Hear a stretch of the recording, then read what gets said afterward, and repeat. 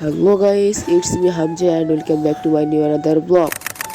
So guys, আজকে বাড়িতে তৈরি করছি মোমো। সো দেখতে পাচ্ছেন আমরা এখানে মুরগির মাংস নিয়ে নিয়েছি।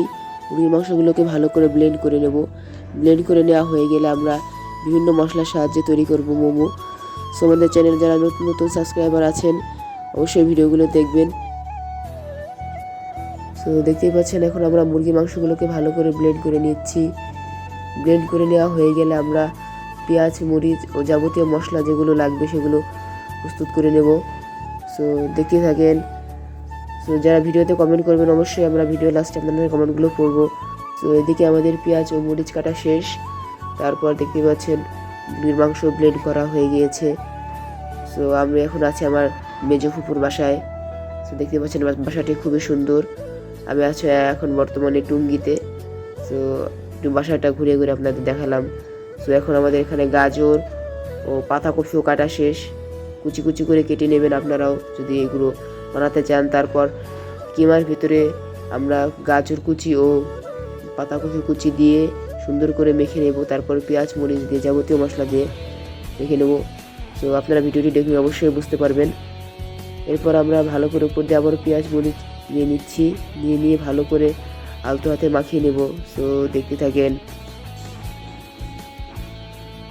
তারপর পেঁয়াজ মরিচ দেওয়া হয়ে গেলে ভালো করে মেখে নেব। ভালো করে মাখাটাই এখানে দরকার। দেখতে পাচ্ছেন সুন্দর করে মেখে নিচ্ছি। মেখে নেওয়া হয়ে গেলে আমরা এগুলো মোমোর জন্য প্রস্তুত করে নেব। সো আমাদের সাথে থাকেন। আপনারা যারা যারা ভিডিওতে লাইক কমেন্ট এবং শেয়ার করেন অবশ্যই লাইক কমেন্ট এবং শেয়ার করবেন। দেখতে পাচ্ছেন তারপর দিয়ে দিলাম লবণ। লবণ দেওয়া হয়ে গেলে আবারও একটু আলতো হাতে মেখে নিচ্ছি। ভালো করে মেখে নেওয়া হয়ে গেলে এরপর আমরা এর মধ্যে দিয়ে দেবো সয়া সস ও বিভিন্ন ধরনের মশলা। সো দেখতে থাকেন। এরপর আমরা ভালো করে মেখে নিচ্ছি। তার মধ্যে দিয়ে দিলাম মরিচের গুঁড়া ও দিয়ে দিলাম গোলমরিচের গুঁড়া সহ বিভিন্ন ধরনের মশলা। এরপর আমরা ভালো করে আবার একটু মেখে নেব। মেখে নেওয়া হয়ে গেলে আমরা এর ভিতরে দিয়ে দেবো গোলমরিচের গুঁড়া। সো দেখতে পাচ্ছেন গোলমরিচের গুঁড়া দিয়ে আমরা এখন ভালো করে আবারও মেখে নেব। এখানে মেন প্রসেসটাই হলো ভালো করে এই কিমাটাকে ভালো করে মেখে রাখতে হবে। যেহেতু মুরগির কিমা তাই ভালো করে মেখে নিলে আমাদের মোমো বানাতে সুবিধা হবে। সো দেখতে পাচ্ছেন এরপর দিয়ে দিলাম সয়া সস। সয়া সস দিয়ে আবারও ভালো করে মেখে নিচ্ছি। সো আমাদের সাথে থাকেন। এরকম নতুন নতুন ভিডিও পেতে আমাদের চ্যানেলটা অবশ্যই সাবস্ক্রাইব করে পাশে থাকবেন। সো দেখতে পাচ্ছেন ভালো করে মেখে নিচ্ছি। এরপর আমরা একটু কড়াইতে তেল গরম করে রেখেছিলাম। তারপর এই তেলও দিয়ে দিলাম ভিতরে। তেল দিয়ে আপনারা ভালো করে মেখে নেবেন।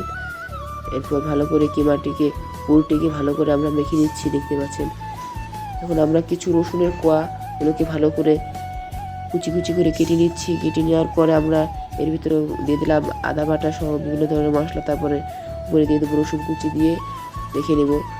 সো দেখতে পাচ্ছেন আমি একটু ঘোরাঘুরি করছি যেহেতু দেরি লাগছে এগুলো তৈরি হতে। তারপর এখানে আমরা আটা মেখে নিচ্ছি। আটা মেখে নেওয়া হয়ে গেলে তারপর আমরা মোমোগুলো তৈরি করে নেব। সো দেখতে পাচ্ছেন এখন আমরা আটাগুলো ভালো করে মেখে নিয়ে তারপর মোমো তৈরি করব।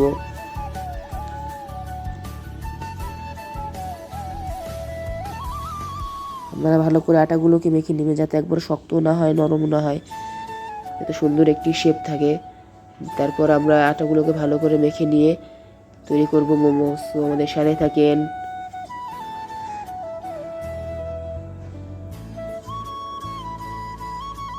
সো দেখতে দেখতে আমাদের রসুনগুলোকে কুচি করে আমরা এর মধ্যে দিয়ে দিয়েছি।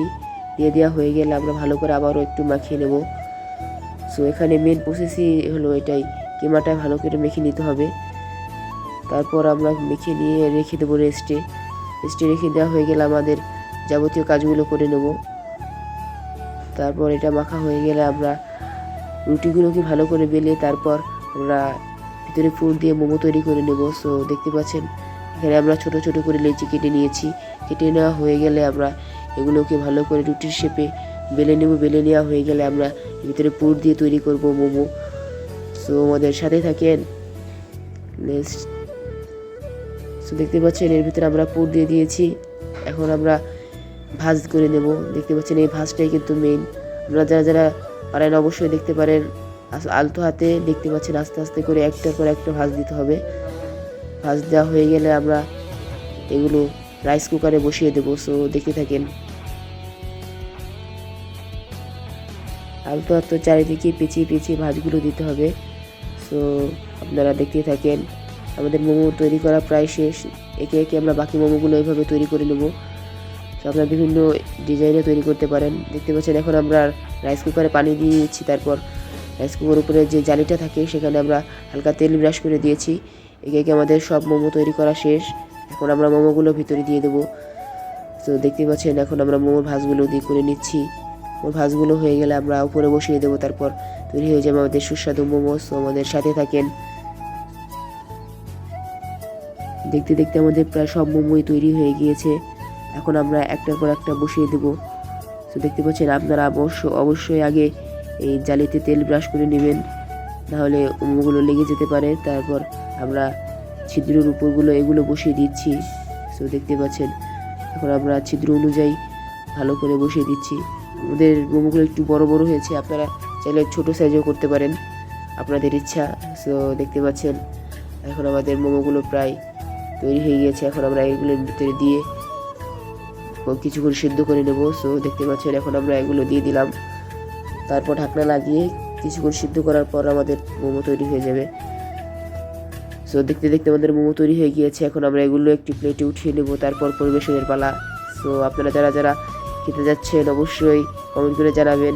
দেখুন নতুন নতুন রেসিপি পেতে আর নতুন নতুন ব্লগ ভিডিও পেতে আমাদের চ্যানেলটি সাবস্ক্রাইব করে অবশ্যই পাশে থাকবেন। সো দেখতে পাচ্ছেন এখন আমি তুলে নিচ্ছি। খুবই গরম ছিল যেহেতু, তাই একটু হাতে লাগছিল। তারপর আমি সস দিয়ে ট্রাই করলাম। এই কথা বলতে গাইস খেতে খুবই সুস্বাদু হয়েছিল। তো দেখতে পাচ্ছেন আমি প্রথম বাইট মুখে তুলে নিলাম। আপনারা যারা যারা খেয়েছেন অবশ্যই কমেন্টে জানিয়ে যাবেন। সো দেখতে পাচ্ছেন আমিও খেয়ে নিচ্ছি। সো গাইস আপনারা যারা যারা ভিডিও দেখেন অবশ্যই চ্যানেলটি সাবস্ক্রাইব করে পাশে থাকবেন। ভিডিও আর বেশি বড় করব না, যেহেতু আমি খাচ্ছি আপনাদেরও খেতে মন যাবে। সো আজকের মতো বিদায়। আল্লাহ হাফেজ।